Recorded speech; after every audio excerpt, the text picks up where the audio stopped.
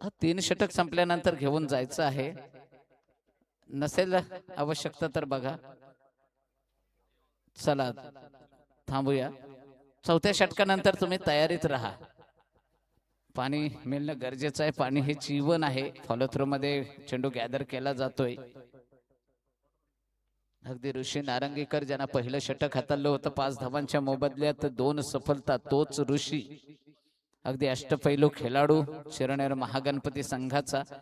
झेल आहे, झेलच्या खाली स्वप्नील. अगदी चांगल्या प्रकारे खेळ आम्ही पाहिलं KTM प्रीमियर लीगला.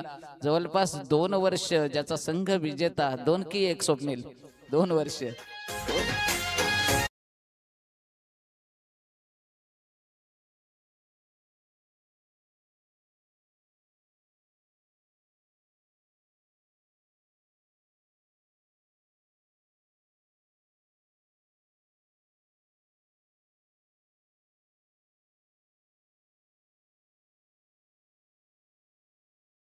अगदी घर बसल्या आमच्या शुभसंकल्प समालोचक असोसिएशनचे आमचे विद्यमान अध्यक्ष, काही दिवसापूर्वीच ज्यांची बिनविरोध अध्यक्षपदी नियुक्ती झाली असे आमचे राजेंद्र भगत सर आणि त्यांचे पिताश्री आमचे बाबा देखील घर बसल्या या सामन्याचा आनंद घेत आहेत.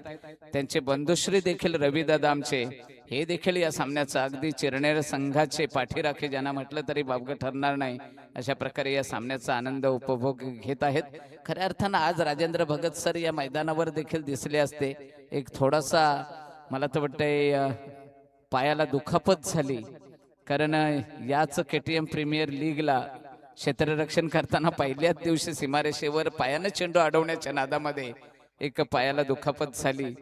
आम्हाला आश्चर्य आहे की घरी न बसणारे हे व्यक्तिमत्व आज तब्बल 3 महिने विश्रांतीची गरज ज्यांना सांगितली. तर या सामन्याकडे अगदी या सामन्यासाठी काल ज्यांच्या माध्यमातून शुभेच्छा दिल्या काँग्रेसचे रायगड जिल्हा अध्यक्ष, कामगार नेते, ITF जागतिक संघटनेचे सदस्य सन्माननीय महेंद्र शेठ घरत साहेब यांच्या अगदी निकटवर्तीय, ज्यांच्या माध्यमातून अगदी 4 व्हीलर राजेंद्र भगत सरांना प्रदान करण्यात आले असे आमचे राजेंद्र भगत सर. पुढच्या चेंडूकडे वळतोय. ऋषी नारंगीकरची ही मिळालेली पुढली सफलता. 4थी विकेट. पहिल्या षटकामध्ये 5 धाबांच्या मोबदल्यात 2 सफलता आणि आता देखील या 4 डॉट चेंडू. आतापर्यंत हे निर्धाव षटक आहे. निर्धाव षटक टाकण्याचा खऱ्या अर्थानं मान मिळवला होता तो धाकटी संघाच्या रोहितनं. निर्धाव षटक आणि 3 विकेट मिळवले होते. अलंकारनं देखील निर्धाव षटक टाकलं होतं, त्यामध्ये विकेट नव्हती.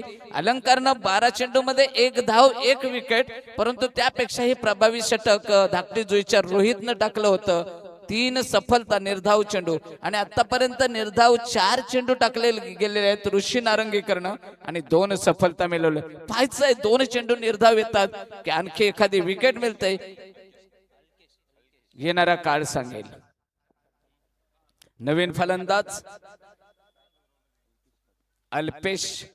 अल्केश.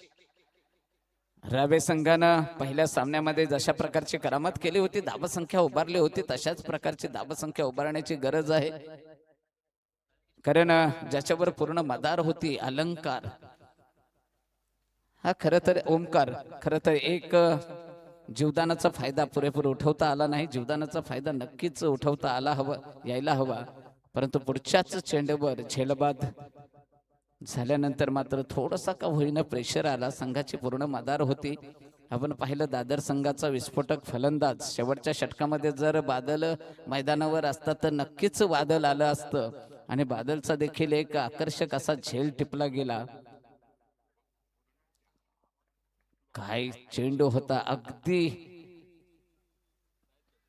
खरं तर या चेंडूसाठी शब्द नाहीत अशा प्रकारचा हा चेंडू. शेवटचा चेंडू आहे. निर्धाव षटक होते, एखादी विकेट मिळते की या चेंडूवर एखाद दुसरी.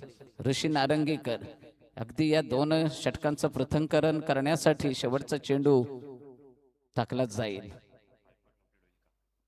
पाहायचं आहे 4 विकेट आतापर्यंत, म्हणजे 5 मध्ये 5 येतात. शेवटचा चेंडू निर्णायक चेंडू असेल ऋषी नारंगीकरचा आणि स्लोअर डिलिव्हरी निर्धाव चेंडू. 2 सफलता या सामन्यामधील, या शृंखलेमधील दुसऱ्या दिवसाचा